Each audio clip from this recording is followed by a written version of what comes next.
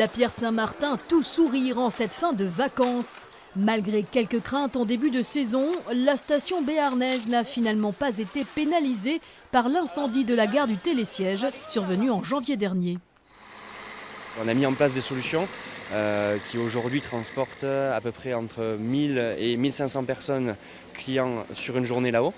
Les retours sont très positifs, c'est une activité qui est ludique, les gens sont très heureux une fois arrivés en haut et ont tendance à le recommander et à revenir sur l'activité. Donc au final, en satisfaction client et en termes de chiffres, on est resté sur les standards des années passées. Un taux de remplissage proche de 100%, quelques 20 000 skieurs par semaine.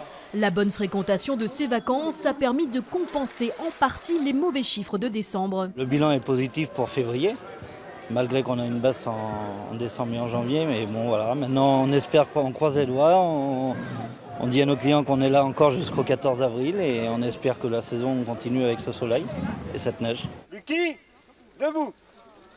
Allez.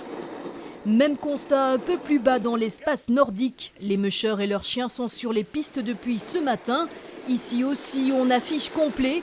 Sans oublier qu'au final, cette année risque de rester en demi-teinte. On a commencé l'activité aux alentours du 25 janvier.